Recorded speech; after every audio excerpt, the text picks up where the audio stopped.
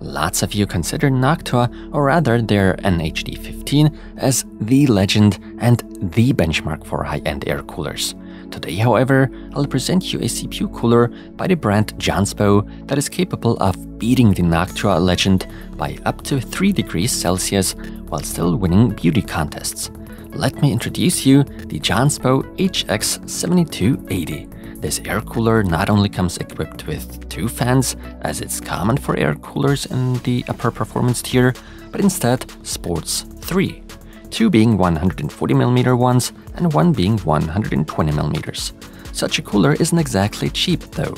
At the time of this video, you're easily shelling out between $90 to $100 US.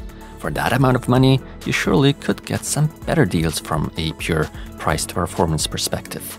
Those of you, however, that have the desire to pick up the best of the best within the realm of air coolers simply will have to accept these kind of prices. After all, an NHD15 by Noctua costs just as much, if not even more. Most AIO liquid coolers too cost more money than that. So another question pops up, it being how well today's HX7280 holds up against AIO units if it's already able to beat Noctua's NHD15. You'll find out in this video.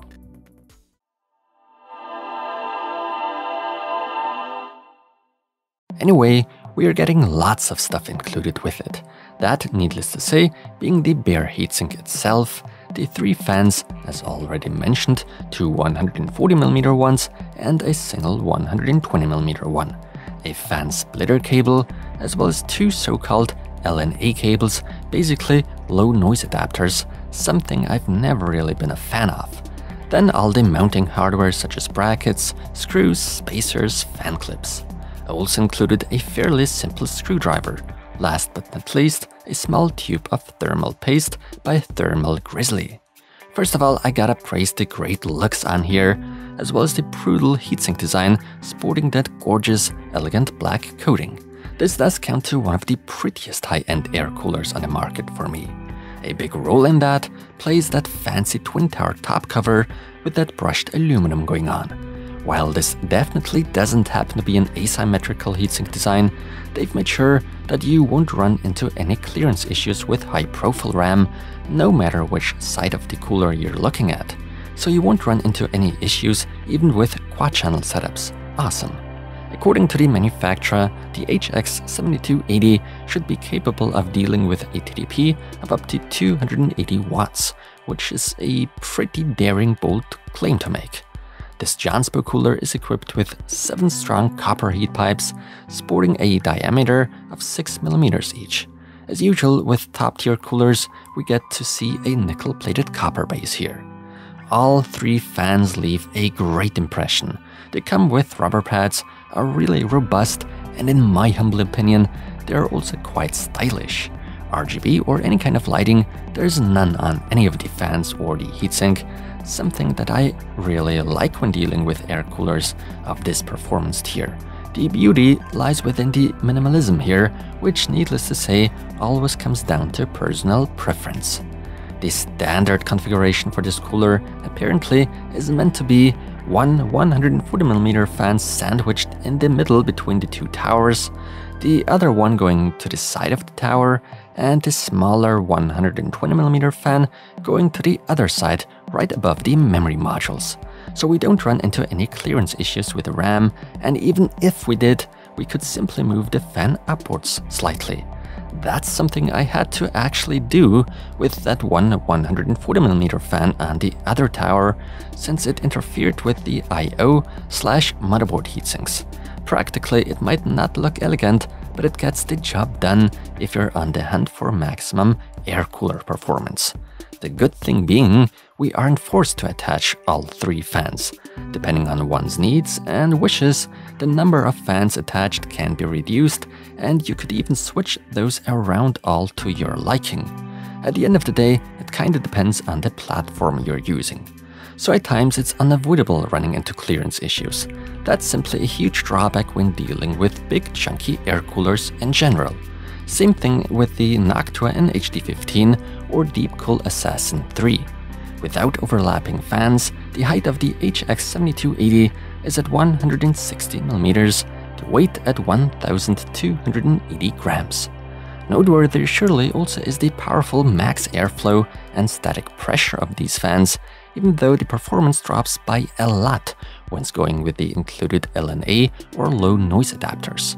By the way, we are talking of the classic FDB bearing and the usual support for CPU sockets ranging from LJ1700 to AM4, and in theory, if AMD's claims can be trusted, even AM5. The installation of the HX7280 onto my test system hardly was a big deal and only took me a few minutes. As already mentioned, there were no serious clearance issues other than that last 140mm fan needing to be slightly moved upwards, since my motherboard doesn't allow for such insane setups. From an aesthetic point of view, a 120mm fan surely would have looked better in that case, but that would mean JONSBO has to include 4 fans for us to choose from, and that would be absurd. Anyway, it's time to take a close look at the max achieved temperatures with my toasty AMD Ryzen 7 3800X.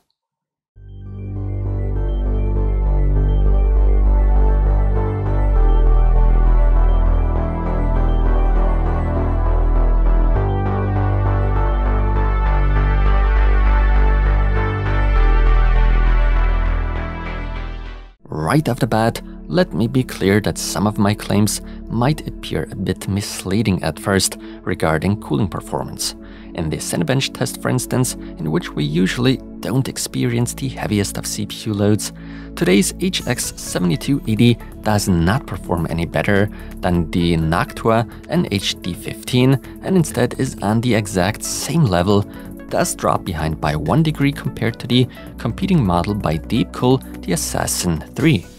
Only once extreme AVX loads kick in, even though that too heavily depends on the CPU tested with, the HX7280 is starting to show its real strengths and stamina, because this is where the JONSBO model is overtaking the legendary NHD15 by 3 degrees Celsius, the Deepcool Assassin 3 by just 1 degree though. The HX7280 therefore catapults itself to the very top of air coolers. I've never dealt with a more powerful air cooler than this one yet, but users will have to pay in the currency going by the name of noise levels to make up for it. It only makes sense that 3 fans produce more noise than 2, as seen with Noctua and Deepcool, but even with just 2 fans connected, the HX7280 is outputting noticeably higher noise levels, which in the long run can end up being a bit annoying.